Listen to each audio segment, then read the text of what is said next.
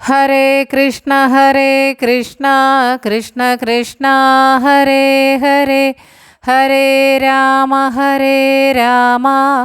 രാമ രാമ ഹരേ ഹരേ. ഓം ശ്രീ പരമാത്മനേ നമഃ. ശ്രീമദ് ഭഗവത്ഗീത അധ്യായം 6 ശ്ലോകങ്ങൾ 21 മുതൽ 30 വരെ.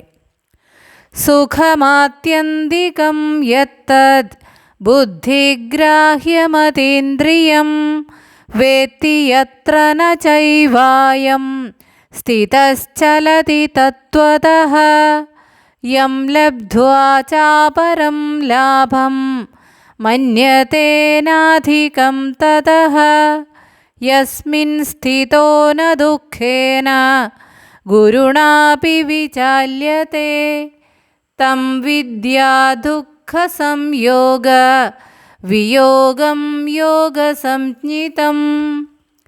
സ നിശ്ചയേന യോക്തവ്യോ യോഗോ നിർവിണ്ണചേതസാ സങ്കൽപ്പപ്രഭവാൻ കാമാൻ ത്യക്ത്വാ സർവാനശേഷതഃ മനസൈവേന്ദ്രിയഗ്രാമം വിനിയമ്യ സമന്തതഃ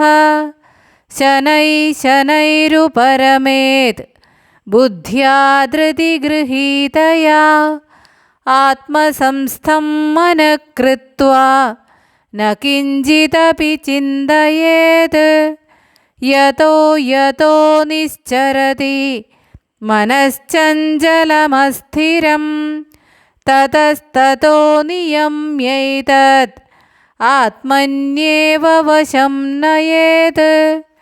പ്രശാന്തമനസം ഹ്യേനം യോഗിനം സുഖമുത്തമം ഉപൈതി ശാന്തരജസം ബ്രഹ്മഭൂതമകൽമഷം യുഞ്ജന്നേവം സദാത്മാനം യോഗീ വിഗതകൽമഷഃ സുഖേന ബ്രഹ്മസംസ്പർശം അത്യന്തം സുഖമശ്നുതേ. സർവഭൂതസ്ഥമാത്മാനം സർവഭൂതാനി ചാത്മനി ഈക്ഷത്തെ യോഗയുക്താത്മാ സർവത്ര സമദർശനഃ യോ മാം പശ്യതി സർവത്ര സർവം ച മയി പശ്യതി തസ്യാഹം ന പ്രണശ്യാമി സ ച മേ ന പ്രണശ്യതി. ഹരി ഓം. ഹരേ കൃഷ്ണ കൃഷ്ണ കൃഷ്ണ ഹരേ ഹരേ, ഹരേ രാമ രാമ രാമ ഹരേ ഹരേ.